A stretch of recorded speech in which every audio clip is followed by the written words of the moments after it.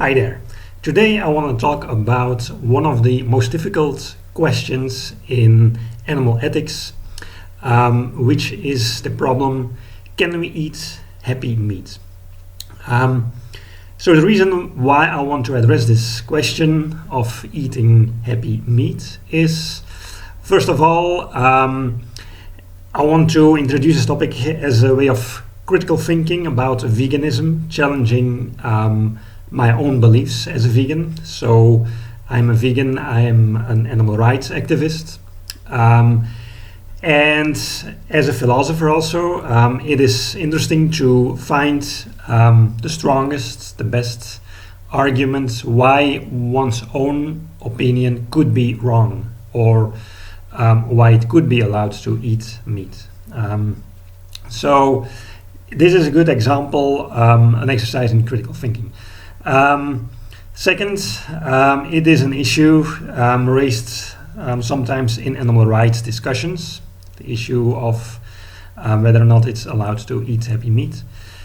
And thirdly, third reason why I want to address this question is it's a good illustration of moral principles. So in previous videos I talked about the mere means principle and the maximum relative preferences principle, and we can see what these principles say when it comes to this problem of eating happy meat. Okay, before I continue, what is the issue basically? What is happy meat? Happy meat is meat that comes from an animal who was raised, bred and raised with the intention to kill the animal, so it's a livestock animal, but the animal overall has a happy life, which means that overall there are more positive than negative experiences. So let's say the animal, a cow for example, it lives on a farm, can have social relationships with anyone who prefers to have a relation with this cow, so other cows for example. The cow has not enough to eat, has security, food, drinks, whatever, can have a rest. So it looks like a pleasant life. And then the issue is that it has a short life because it's slaughtered. But suppose the killing process is done when the animal is unconscious, so without avoiding pain experiences.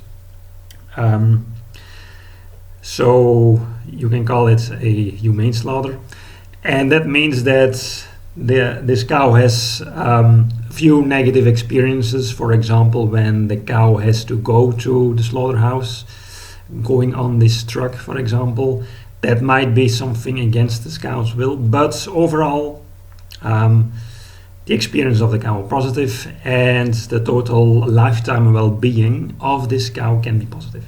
Okay, and then the question is it allowed to eat the meat of such cows who have a happy life? In philosophy, this problem is called the logic of the larder. So the issue is that if we do not eat those cows would not even be born, would not even exist. And if they have a positive lifetime well-being, that means that these cows can have a positive preference for that existence, that kind of life, a higher preference for that kind of life than for non-existence. Yeah. And that's what a positive lifetime well-being means, a positive preference for having that life instead of having no life at all.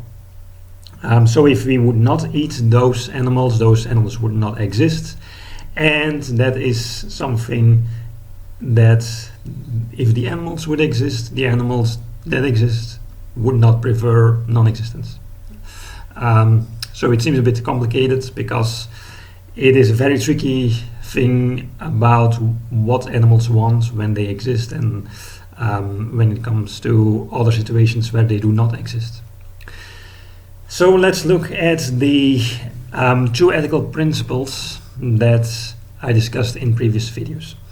In one video I spoke about the mere means principle, which refers to the right to bodily autonomy. We are not allowed to use someone as merely a means. So everyone has a right not to be used as a means against one's will. And now the question is, of course, this cow, it was raised, bred, and then slaughtered on livestock farms. And yeah, the reason is to be used as meat. So the cow definitely is used as a means.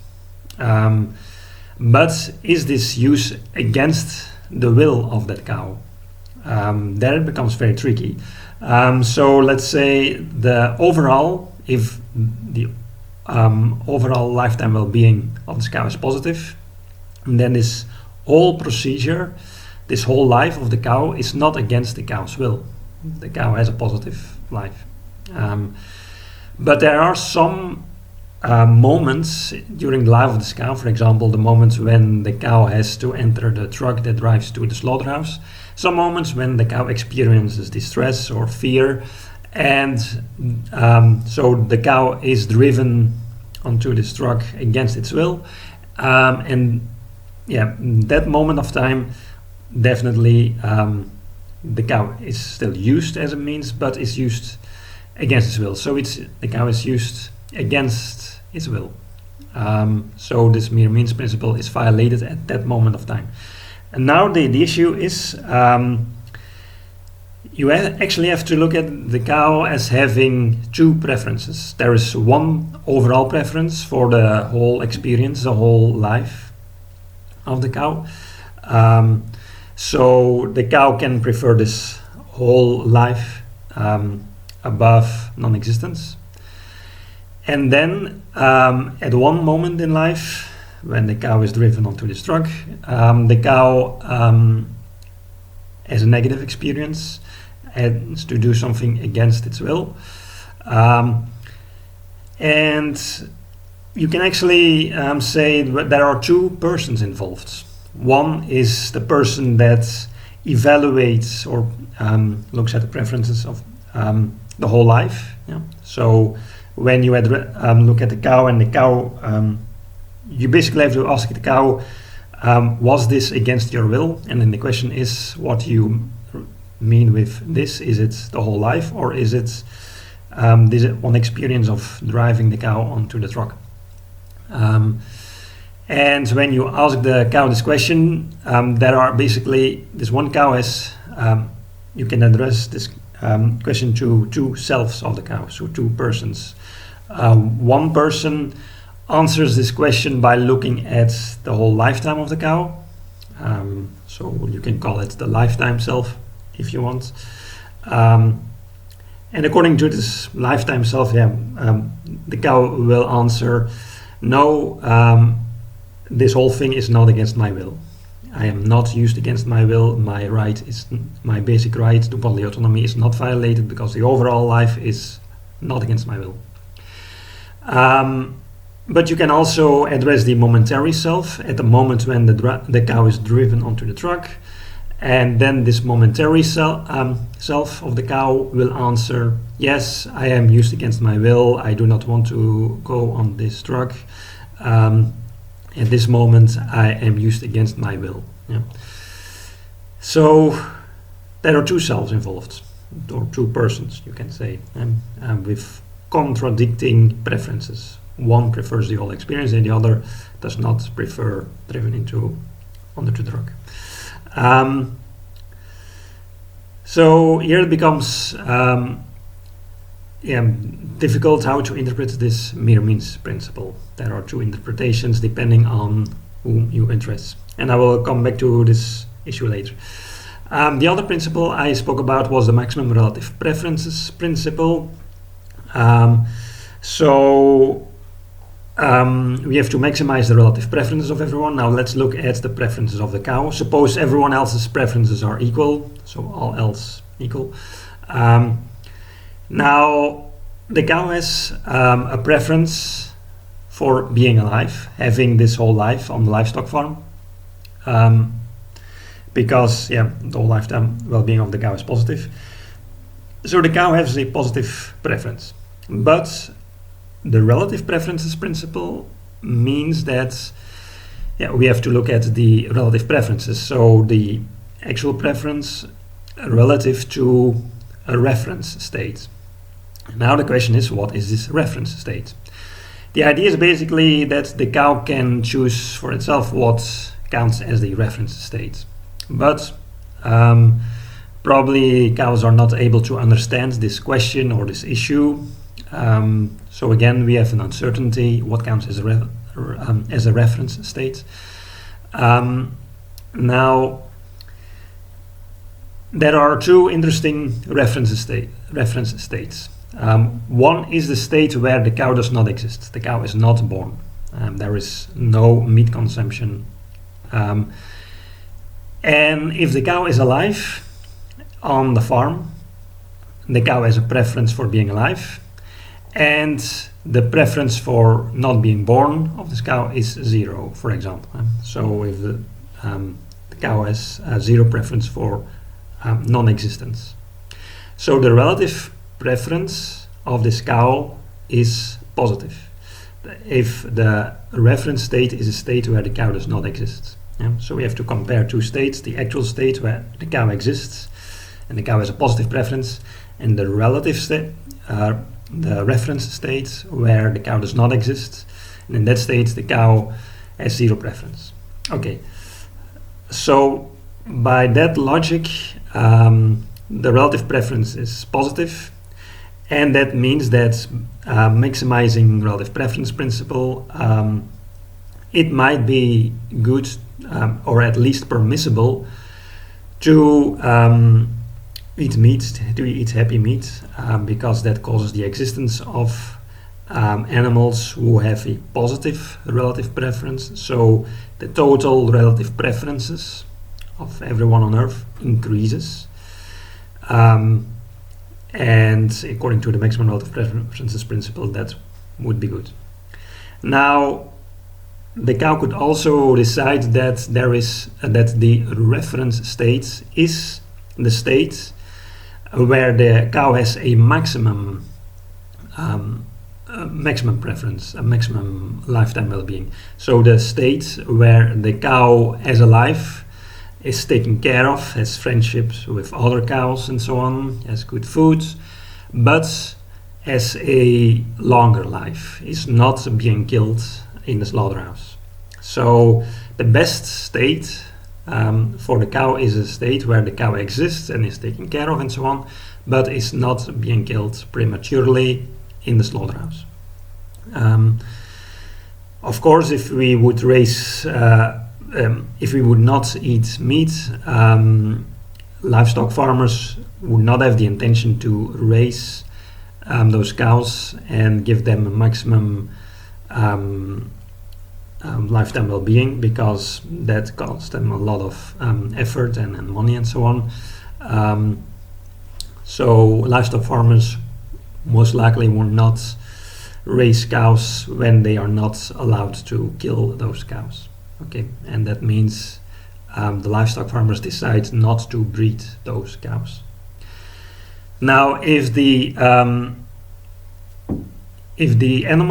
cow takes this best situation as its reference state, then you can say that the difference between this maximum preference and the preference for the actual situation, that difference counts as a complaint. So the cow on the livestock, on the farm, when the cow is killed prematurely in the slaughterhouse, this cow can complain. And when this cow exists, this cow can complain and say that the cow does not want to be killed because he or she prefers a longer life. On the other hand, if the reference state is a state where the cow does not exist, then in a situation where the cow has a short life, a short happy life on the farm and is killed in the slaughterhouse, in that situation the cow has a positive preference, And this so this relative preference then can count as a gratitude. Yeah? So you can say that the cow is grateful to the livestock farmer to allow the cow to live a short, happy life. So these are the two opinions. There are two interesting relative preferences. One can count as a complaint when you look at the best state for the cow, and one can count as a gratitude when you look at the state where the cow does not exist. Okay. And now the question is, which one of those two interpretations is the correct one? If we do not know what the cow wants, what the cow prefers, if we do not know what the cow takes as the reference state, does the cow take as the reference state the most happy life or no life? We do not know that. What should we do with this maximum relative preferences principle? So the idea is, if we do not know what the cow chooses, we can basically say decide for the cow what counts as this reference. And my personal opinion is that we should take into account the complaint of the cow, not the gratitude.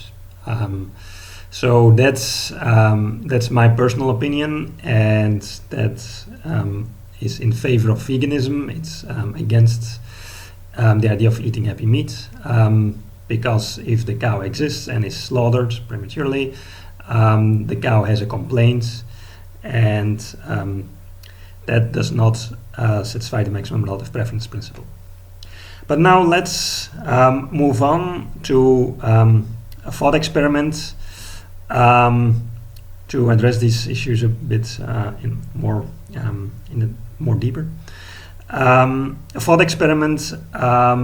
Suppose that we discover that God exists and that He causes our existence. So our lives, our existence, depended on God's intervention.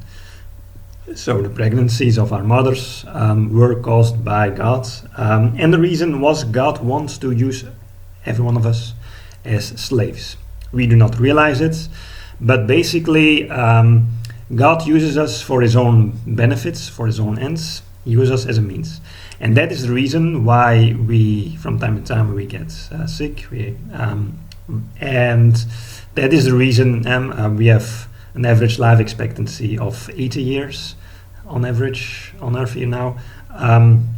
But in reality, what we do not realize is our life expectancy is basically 1,000 years. But God kills us prematurely at the age of 80 years. So I would prefer a life of 1,000 years above a life of 80 years. Yeah, and God kills me prematurely. Furthermore, I am basically imprisoned on this planet. I would prefer interstellar travel, moving to other planets, but God prevents me from doing this. He imprisons me on this planet.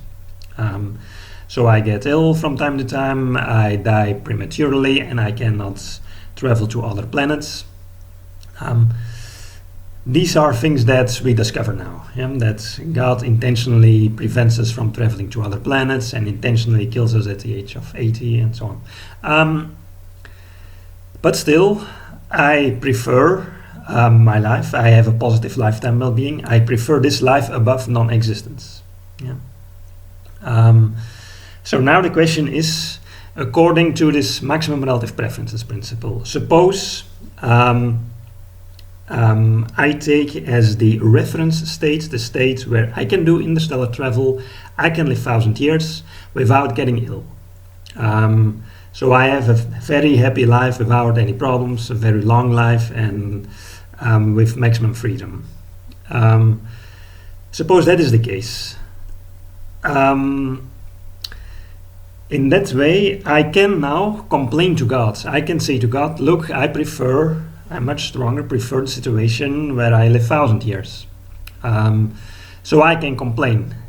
But then God can say to me, look, if you're all going to complain, God has this principle of maximizing relative preferences, which basically means minimizing complaints. So if God wants to hold on to the principle to minimize complaints, God can say, okay, minimizing complaints would mean that you would not even be born, you would not even exist. Why would I introduce your existence if I knew that you were going to complain? If you will not exist, you cannot complain, and then the complaints are zero. If you exist, you complain, and that situation does not minimize complaints. So the situation where complaints are minimized is a situation where I do not exist. Still, I prefer this life. I prefer the situation where I exist. So is it good, is it rational for me to complain to God? Here again, we can see that we have different selves. A lifetime self and a momentaneous self, or in other words, we have a time inconsistency of preferences. So when I look at my whole life, when my lifetime self answers the question if I would complain, my lifetime life would say no, because my whole life is on average positive. If you ask my mom at the moment when I'm ill or when I'm going to die at the age of 80, if you ask at those moments to my momentary self whether or not I would prefer that, I would say no, I would complain. So there are two different selves in me, basically, and the question is, who is right? And you can compare this with a famous puzzle in philosophy, which is called Kafka's toxin puzzle. So Gregory Kafka raised this problem in his paper in 1983. And the idea goes as follows. Suppose I can know your intentions. I can perfectly know your intentions. And now I have here a drink. This is a toxin, and the idea is tonight at midnight I will look at you and I will see whether or not you have an intention that you will drink this toxin tomorrow at noon. Okay, if tonight at midnight you have the intention to drink the toxin tomorrow at noon, if that is the case, then I will transfer 1,000 euros to your bank account tomorrow morning, before noon. Yeah. Now, to be clear, this drink here, it's basically safe. The only thing it does is it gives you a very slight headache for a few hours. Nothing more. For the rest, it's perfectly safe, no side effects, just a slight headache for a few hours. Now, if you would be rational, okay, of course, this slight headache for a few hours, that's worth 1,000 euros. Okay. Now, if tonight at midnight you have this intention, then to drink the toxin tomorrow, then you will see on your bank account tomorrow morning 1,000 euros, and then tomorrow at noon, you ask yourself the question, why would I still drink this toxin? Because I already have the money. There is no benefit anymore for drinking this toxin. I have already given you the money, so it would be irrational to drink the toxin. Okay, that's the problem for tomorrow, but now you realize that tonight at midnight, you realize that once you have the money tomorrow morning, you will no longer need to drink the toxin. And the question is, can you still have this intention at midnight to drink the toxin tomorrow? Is that possible, to have an intention to do something when you know deep inside of you that you will not do it? So some philosophers say, no, this kind of intention is impossible. You can never intend to drink this toxin tomorrow if you realize that you already have the money. Now, if I would be in that situation, I think I would have the intention tonight at midnight to drink the toxin, and I would drink the toxin tomorrow. I really would do so. And here you can again look at the situation as having two selves. There is the self tonight at midnight, and tonight at midnight that self wants that the other self tomorrow at noon drinks the toxin. And then the other self tomorrow at noon, the second self, does not want to drink the toxin. So there are two selves involved. The self tonight at midnight prefers drinking the toxin, prefers that the second self drinks the toxin, and the second self prefers that the second self does not drink the toxin. Okay, so there are two contradicting preferences. Your preferences tonight at midnight contradicts the preference of the second self tomorrow at noon. Yeah.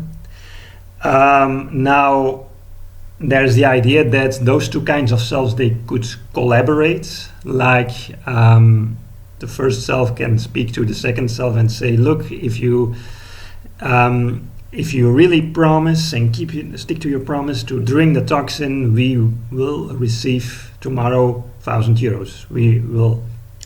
That's also what you want. You tomorrow, the self tonight at midnight speaks to the second self tomorrow, and says to this second self, you also prefers this €1,000. That's only possible if you promise to drink the toxin and you stick to that promise.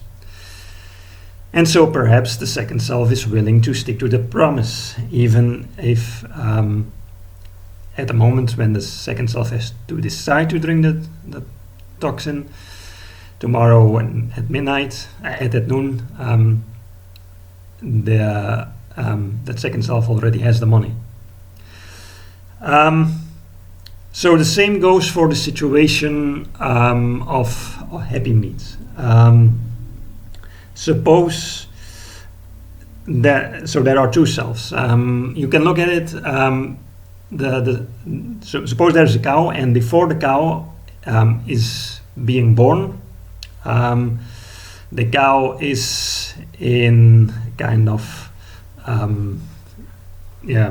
another world,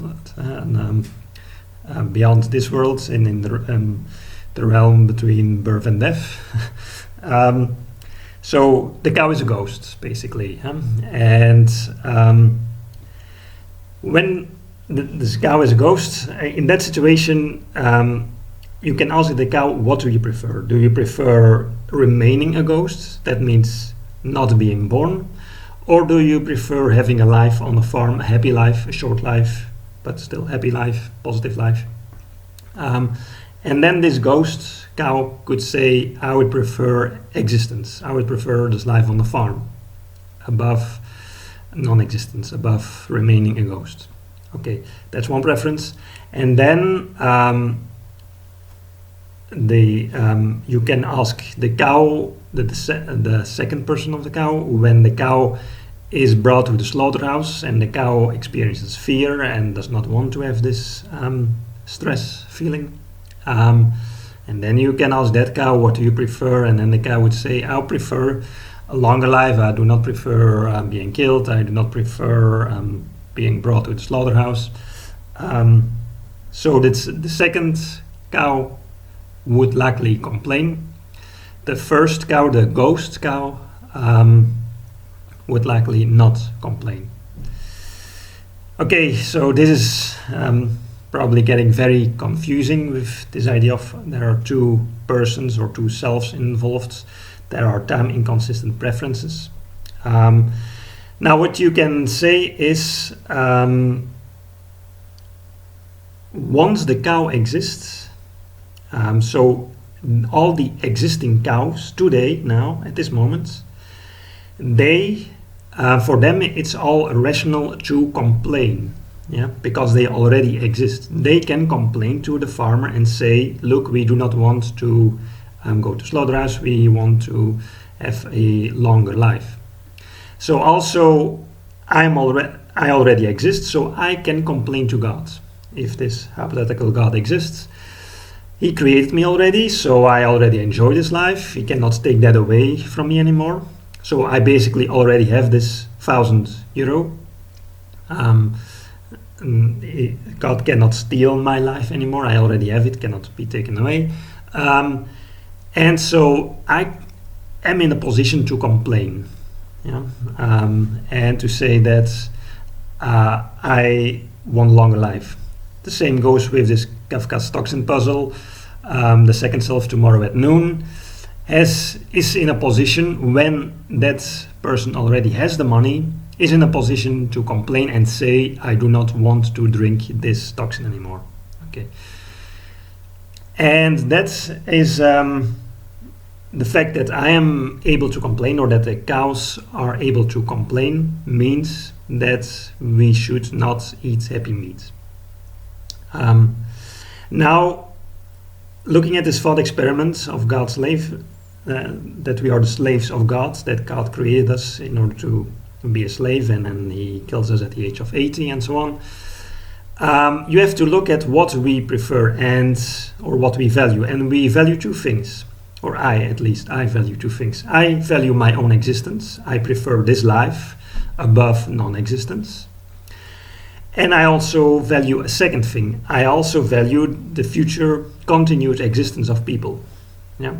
So I realized that if I would complain now at this moment, if I would complain to God and say, I do not want to be killed at the age of 80, I want 1,000 years of life, and I want to go to other planets. This complaint is, I can say this complaint is valid. God, you have to take this complaint into account. If you want to minimize complaints, you cannot kill me now. You cannot imprison me on this planet. Okay, then this that's good for me, but I also value the future continued existence of people. I prefer that after me there are also happy people who have lives comparable to mine, lives where you can enjoy, where the people after me can enjoy friendships and all pleasurable things, and still sometimes get ill and are killed at the age of 80 by God and cannot go to other planets. Even then, when those people after me have good friendships and all those things, I would prefer that there are people after me. So if I complain now, then God will say, okay, minimize complaints would mean that you will give me 1,000 years of life and interstellar travel, but after this, basically, it would say I would no longer breed humans. Yeah. So all humans, you all become infertile. You can no longer procreate, because I do not want to take care of you for each one of you for 1,000 years, and when I cannot use you for my ends. So if God says this, God basically says you all become infertile. You can no longer procreate. And then I would start thinking, like, if I complain now to God and say I do not want this enslavement, that means we all become infertile, and that also violates a very strong preference. I have a very strong preference that other people in the future have similar lives comparable to mine. So I do not want that we all become infertile. I want that there will still exist future generations of humans. And so that's why I would not complain. And now we come finally to the issue of what about the cow? So the cow on the farm can complain and say to the farmer, look, I do not want to go to the slaughterhouse. And then the livestock farmer says, fine, I will not bring you to the slaughterhouse. You will have a long, happy life here with your friends, your other cows. I will not kill you prematurely, but I will stop breeding you. You will be the last cows in existence here. And then, hypothetically, you can say, we can ask the question, does the cow has a preference for future continued existence of future cows living as slaves on farms, even if those slaves have overall positive lives? So if the cow has a very strong preference for future continued existence of livestock farming, if the cow wants that other cows in the future have the same kinds of lives as this cow, if the cow has a very strong preference for this, then the cow will no longer complain, and only in that situation it is allowed to eat happy meat. So when is it allowed to happy meat? Only in the situation when the cows themselves have a preference for future continued existence of this kind of happy meat production, this kind of livestock farming where future cows will be born and will be slaughtered prematurely. If all the cows have this preference, then the cows cannot complain against this existence. They cannot complain against being slaughtered, being eaten. They cannot complain against it. And so if they can complain, the minimum complaint theory says, okay, 0 complaints, complaints are minimal. So this is permissible. And it also means if they cannot complain that the cows determine for themselves that decide for themselves that they are not used against their will. So the cows basically say, look, this whole procedure is not against my will. I am not used as a means against my will because I want this continued future existence of livestock farming. I want other cows in the future who also experience similar lives as mine. So this means that the basic right, the right to bodily autonomy, is not violated. That's the mere means principle is not violated. Now the issue is, of course, most likely cows are not able to understand this whole issue and are not able to have a preference for future continued existence. Okay, for future continued existence of livestock farming. The cows do not have a preference that in the future other cows will be born and will be slaughtered and eaten. Most likely cows are not able to understand this idea and therefore are not able to hold this preference. It is reasonable to say, on the other hand, that cows have a preference when the cows are alive. They have, and when they have a happy life, they have a preference for not being killed. They have a preference that their lives are not ended prematurely, that they are not brought to the slaughterhouse. They have a preference for not driven onto the truck that brings them to the slaughterhouse. They have a preference for a longer life. Okay, so that's reasonable to believe that cows have this preference. So if the cows have this preference, then the existing cows can complain. Okay, we will have to take this complaint into account, which means that we have to become vegan, which means that livestock farming will end, which means that there will be no future livestock animals. And that's fine if the cows themselves do not have this preference for the existence of future livestock animals. Yeah. If the cows don't care about whether or not in the future there will be livestock animals, there's no problem if there are no livestock animals in the future. So this concludes this problem of can we eat happy meat?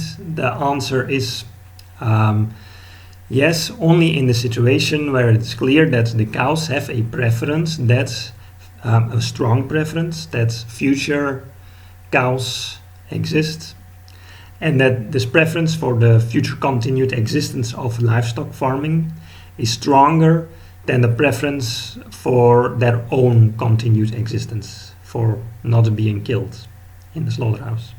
When the preference for future continued existence of livestock farming is stronger, then you can say eating happy meat is allowed. Now, this is all very theoretical, of course. In practice, first of all, cows most likely do not have this preference for continued existence of livestock farming. And secondly, almost all of the animal products that we consume, the eggs, the dairy, the meat, and so on, are from animals bred on factory farms, intensive livestock farming. And in those situations, a lot of animal rights activists, a lot of people, including me, have the judgment, a very reasonable judgment, that those animals have a negative lifetime well-being, that they have lives not worth living. That, for example, if I would reincarnate, if I would die and I would have the option either reincarnate as an animal on a factory farm or not being born again, I would prefer not being born again.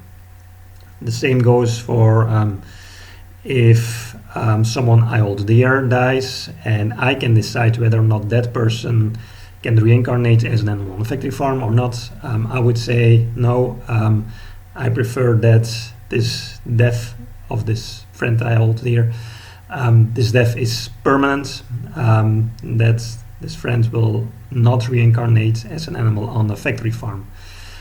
So the lifetime well-being of animals in real life on factory farms is most likely negative, which means that basically happy meat does not even exist in practice. Yeah.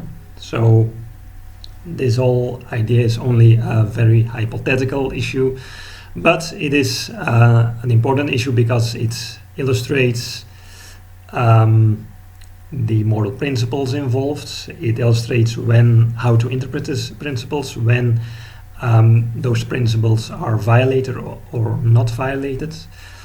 And it's also a good exercise in critical thinking about veganism. Is it looking for situations where you can what would it take to change your mind about veganism? What arguments would be required to change your mind and say that eating meat would be permissible? One obvious argument would be like, if we would have very clear evidence that livestock animals are not sentient beings, do not have preferences, do not have a will, and therefore their rights to bodily autonomy are trivially satisfied even if we eat them. If that would be the case, if we always satisfy their basic rights even if we eat them, then of course eating them would become permissible, in my opinion. But what if the animals would have preferences and do have a will? Is it then still possible in some cases that we can eat meat? And the answer is yes, in a very hypothetical case where the animals have positive lifetime well-being, and the livestock animals have a preference for a continuous existence of livestock farming. They will have a preference that other livestock animals will be born in the future and will be used as food. Okay, that's about it for today.